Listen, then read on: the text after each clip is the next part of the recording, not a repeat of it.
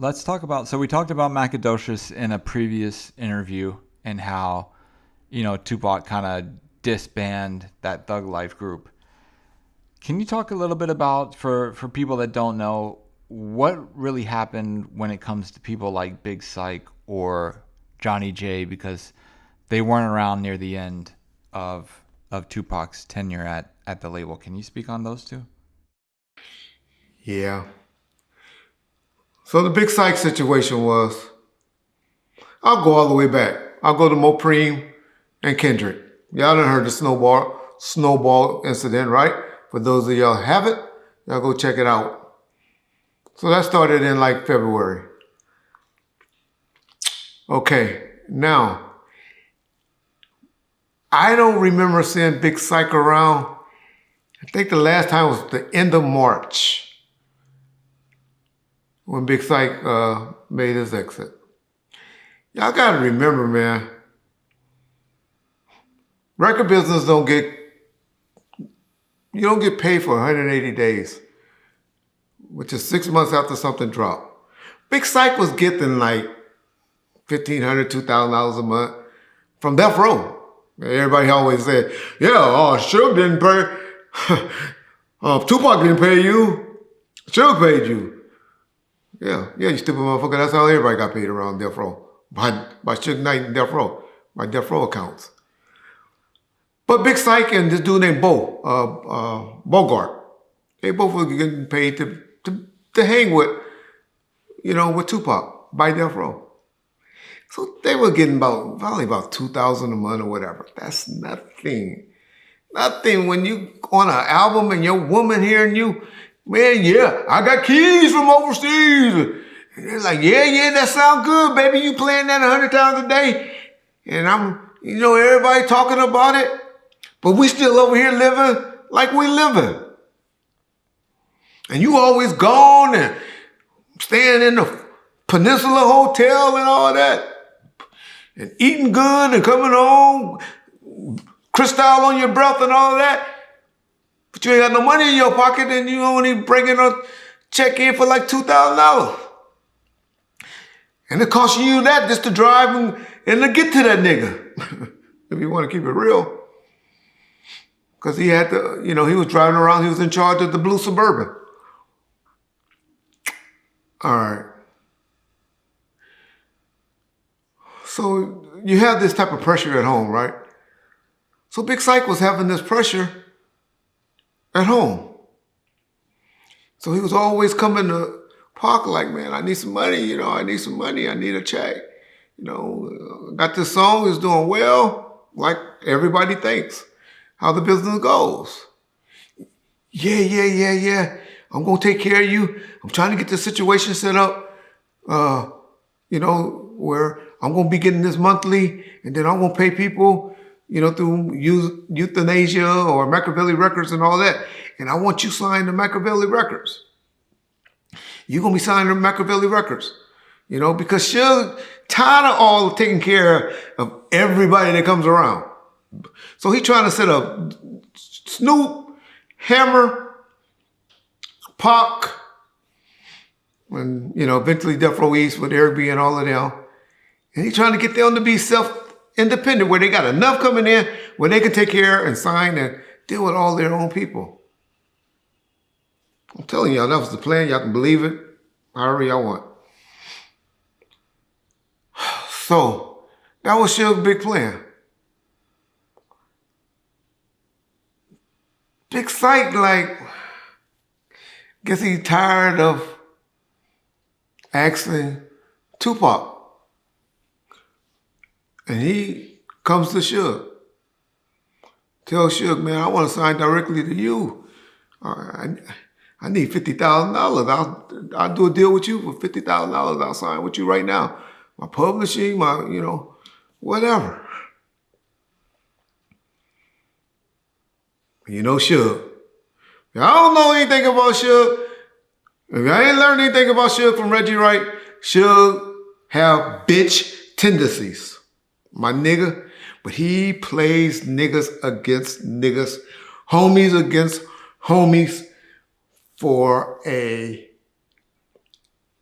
for a hobby, for fun, he loves that shit, divide and conquer bullshit. You know, man, can I talk to you, me and you one-on-one? Anyway, my nigga go back and tell Tupac the conversation him and Big Syke have. Big Syke take it as what? I mean, not Big Syke. Tupac take it as disrespectful. I'm pissed.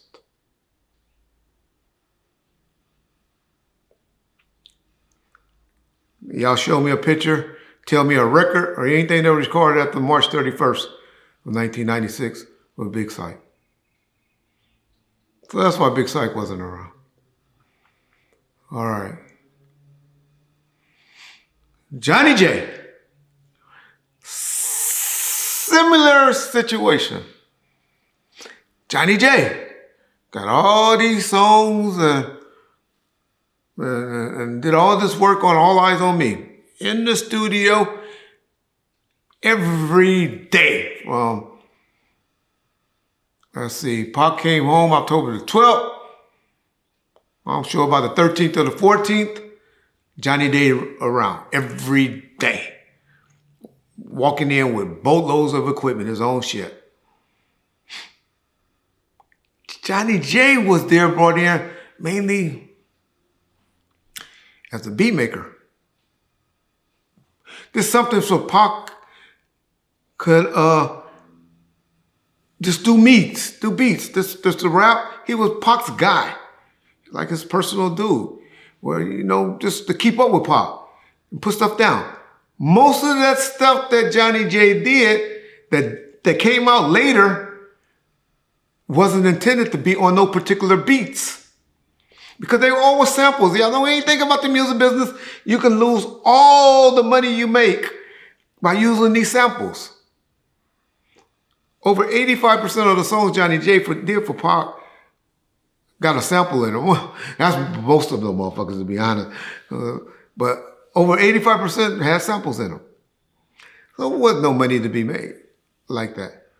But, like I told y'all, that nigga was there every day of those 11 months. Well, until he went away at sometime in the end of June, maybe July.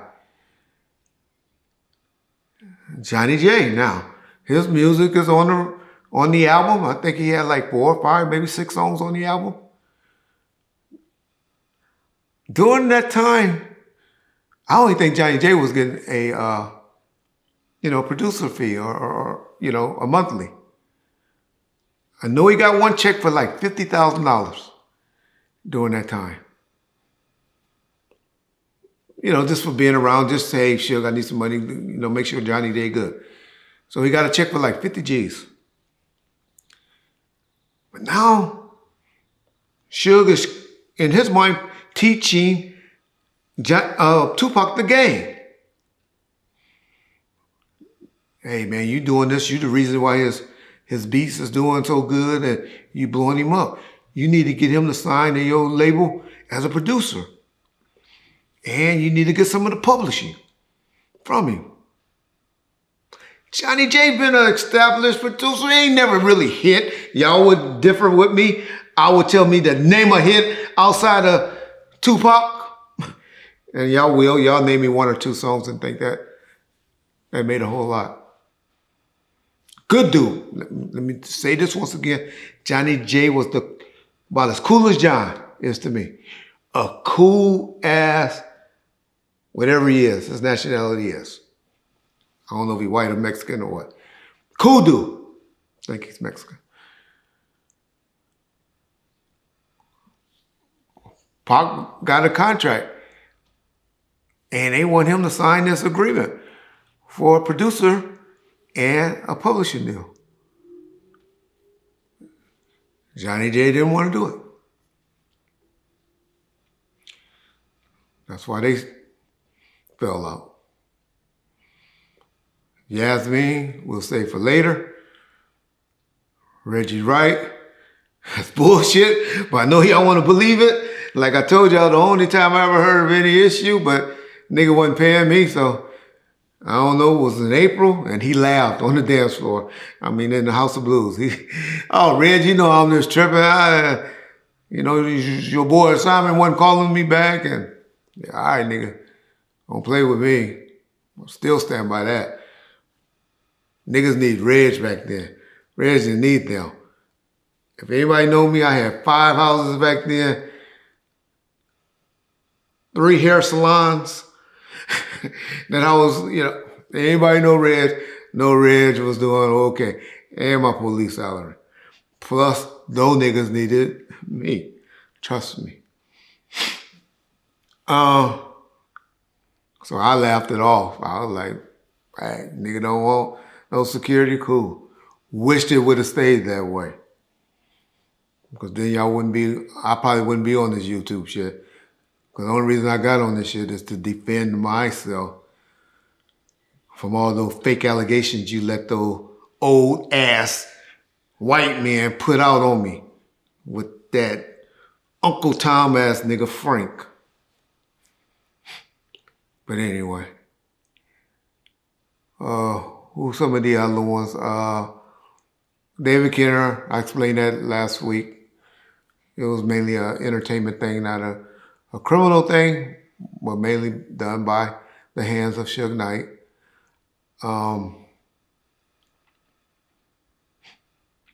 Yeah.